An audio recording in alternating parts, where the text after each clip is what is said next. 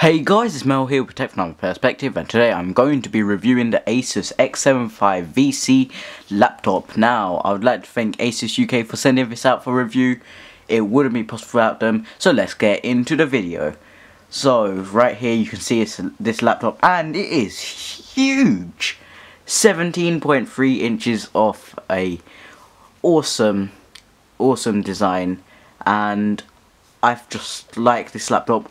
But there are also points that I do not like about it, and I'll get into them. But instantly you can see that here is the laptop itself and running Windows 8, so you see it start, and here we go into the actual desktop, and instantly you can see you're welcomed by an ASUS background. Now, the specs on this laptop, so it features 8GB of RAM, 1TB hard drive, an Nvidia GT720M graphics card with 2GB of RAM, so it's dedicated graphics, which is quite good. However, the graphics card isn't actually great itself, which I'll explain later. And right here you can actually see, if I zoom in and move this up, you can probably see that it says 200 and something gigabytes on 372GB on one storage and 537 on another. So there's your 1TB, and it also features your common i5 dual core clocked at, I believe, 2.6 GHz. So it's okay. I'd recommend it for maybe multimedia, so like Netflix, Hulu, Amazon Video, a bit of Photoshop. No gaming though, except for games like FIFA 14, because I tried running Hitman Absolution on the lowest settings, and even then it struggled to hit 20 FPS, so the graphics card is quite awful. However, the dedicated graphics are probably for stuff like Netflix in HD and Photoshop. So here we actually have the laptop here. So we're going to do some open test, so let's just click Chrome, and here you say it's taking some time to open, and here we go. We want to restore my tabs, and you see that it was quite unresponsive kinda, so we'll try opening that again. So here we go, quicker, but it needs to establish connection. Internet Explorer, here we go, also kinda fast ish. It's not bad. Enable Java, and here you go. World Cup is starting in 1 hour 20 minutes from when I'm recording this video. No thanks, your World Cup will be underway when you see this video. Other apps, so let's try Steam. So here we go. Oh, check an update for Steam. Don't update Steam. Steam always needs to update for some reason. Is opening. I don't think it'll open without an update. Let's try Origin then. So we have both of these opening. So it does not feature an SSD, so you won't get speed that you want. Let's just quick type in password.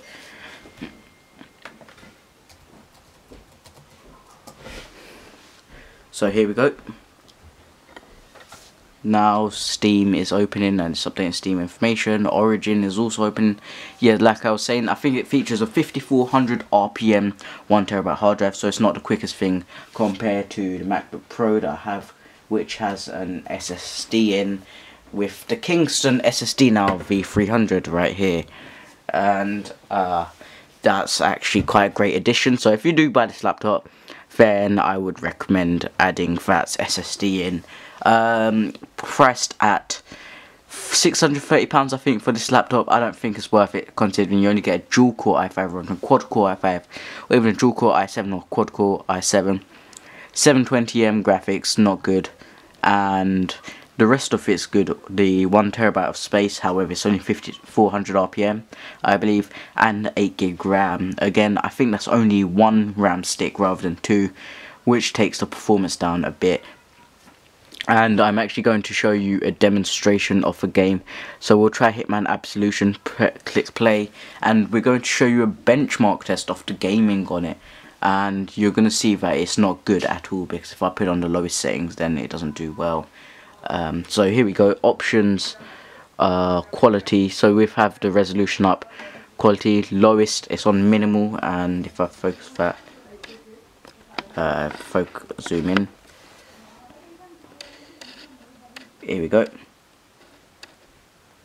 So you see that it's on normal. We'll try, oh, you can't change it to minimal, so it's on minimal. Reset to default. So here we go, and we click stop benchmark. So I'm just going to zoom out for the purposes and move this tripod. Here we go.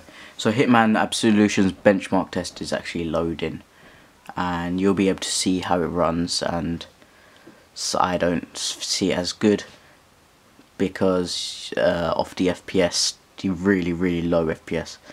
However, that is how it is, and that's what you got to deal with if you do get this laptop for gaming. No.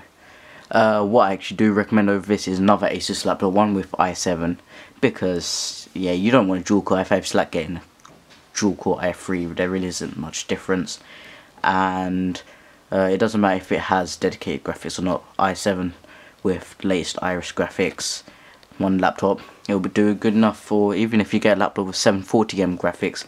And for the price point of £630, you can find better laptops for that price, whether it is ASUS or Dell or PC Specialist or any other company. For some reason it's taken a long time to actually load benchmarks, so I'm going to go into other features. So here we go, and I'm going to just zoom down, so you can see that it's pretty standard, the keyboard itself, and there is an LED backlit keyboard here, which is bad. However, it's okay, and there's not much into it. But here's the benchmark, so we're just going to take this back and focus this. We're just going to see the FPS. Here we go. So right now I'm running at 28 FPS actually, but here I think it does start to lower. Before, when I tried this before on my own, I didn't get good FPS for some reason, but now for some reason it's actually doing okay. It's playable, and here you can see that it's running okay, but you can see FPS 29, 26 and so on. The average FPS is at 27. I stand corrected, but for it to be on the lowest settings and only getting, oh, now we go 13 FPS, 19 FPS, 21 FPS. So here it was, that's what I was trying to prove point to. So the average FPS dropped to 26.3 FPS, lowest FPS being 13, and that's what I was trying to prove. Now you can hear the fan kicking, but the thing I actually love about this laptop is that with its CoolSense system, I think that's what it was called, this laptop will stay cool no matter what. I've played like 2 hours of FIFA before, and the bottom was as cool as just anything you touch. For example, if you just touch a pole on your desk, then it will be as cool as that. No heat issues. However, if I tried it on the MacBook Pro, because of the aluminium body and the way it cools, you'd have a really hot body. So that's one thing that ASUS did well. And recommendations. So here you actually have a, what is an SD card slot. I'm going to show this. I didn't actually clock this in the unboxing video because it was so unnoticeable. So this is actually what I'm going to recommend. So here you have the lights, and when I was making my unboxing video I pointed this there, but now you can't even see the SD card slot. Right here it is, and I only found it after I did my unboxing video. So here it is. I can put my finger in it kind of. It was really unnoticeable, which was really bad. So if ASUS made it more apparent like it is on the MacBook Pro, sort of like here, if I just have it, you can see right here is the SD card slot, then that would be great. However, I should stop comparing this to the MacBook Pro, as I'm not comparing the ZenBook, which is their Ultrabook. So we'll just focus this. And what else to say? So the design of it is quite plain. You can just see that it's black with white keys. So although it's nicely designed, like in terms of cooling, it's a bit plain, so they could at least fix up its plastic body, so they could at least change it to aluminium or something else, something quite nice. 17-inch laptop with a 1366 by 768 display, so if it was 1080p then that would have been awesome, because Netflix would have been amazing. And there isn't much else to say. If in conclusion, I'd buy another ASUS laptop instead of this, or go for Dell quad-core i7 laptop, which right now I think you can get for £600, which is cheaper than this ASUS laptop, and that is just good. But I wouldn't go for this laptop if I were you. And if you're not a fan of Windows 8, then yeah, I wouldn't get it either. I personally like Windows 8, think it was quite creative, but most people don't like it and they'll opt for Windows 7 instead.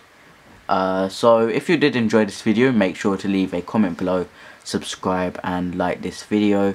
This is Mahel here with Tech from Our Perspective, reviewing the ASUS X75VC notebook, and I'm out. Peace.